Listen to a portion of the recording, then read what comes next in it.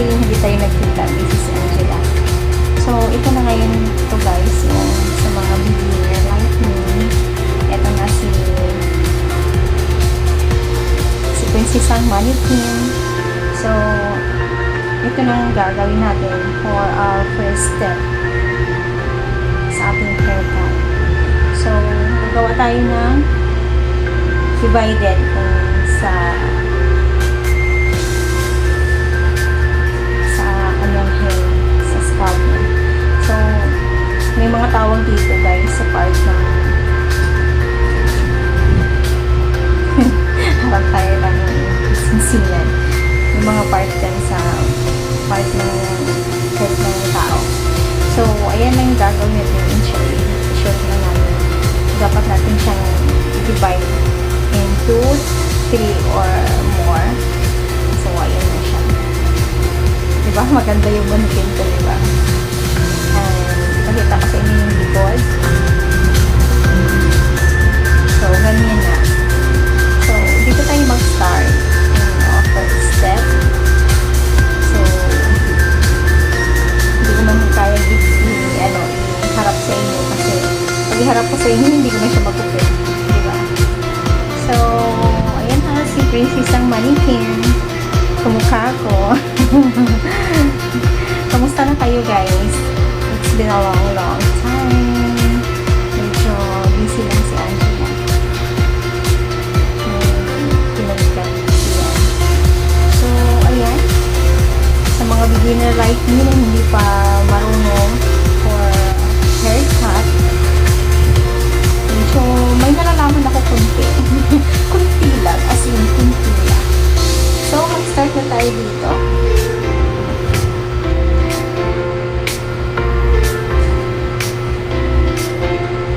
Subukan natin. Dapat nakatayo ako, no? Pero kasi, medyo tamad ako. Upo muna tayo kasi medyo tamad ko. Medyo tinamad konti. So, baka hindi natin nga matapos ito.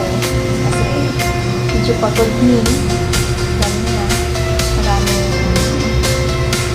Maraming responsibilidad sa buhay. So, kailangan natin siyang supply ng matindi. So, habang nagsusupply tayo, ipipress natin siya. Tapos sa harap mo, kailangan nasa ilalim yung supply natin. And then, i-follow sa ating kamay para ma-pressure yung ma-pressure ng mabuti. So, ayusin natin ang maibig yung parang nagtansya pa siya.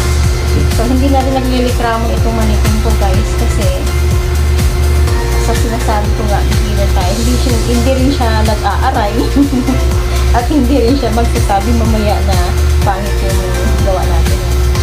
So, kaya nga, naging mannequin siya yung hair feelings. Walang kikiras na mag-hit na kumbaga. So, ganyan yung talagang natin. So, short video lang to guys kasi para may upload ako, no? So, ayan yun. Yung kuha natin. And then, syempre, igugupit natin siya for layer.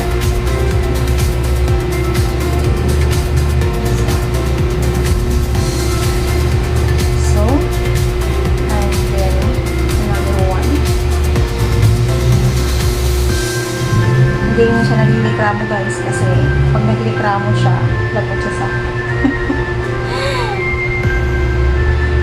medyo ano lang tong hair ng mannequin, parang hindi yata siya naliligo. Dapat pinaliguan ko muna siya.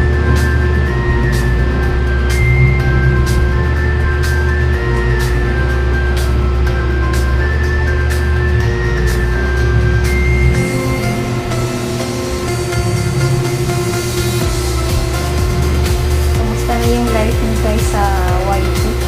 Hirap to dito na sa akin kamay.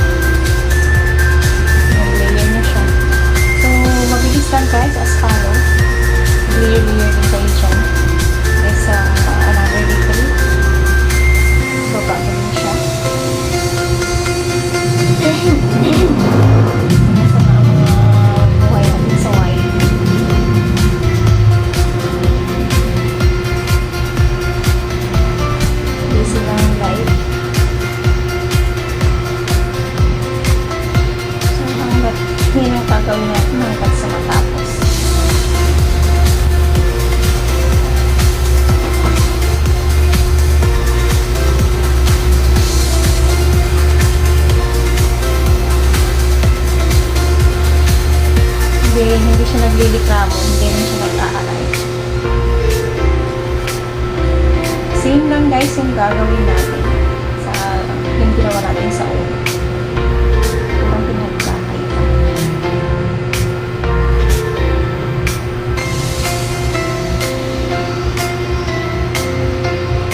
Pero maganda yung manikin natin guys.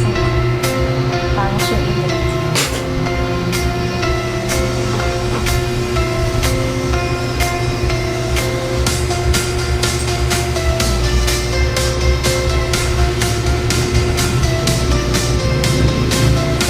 That's it for our short video.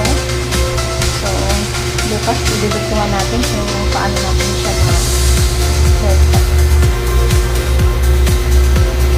I-layer natin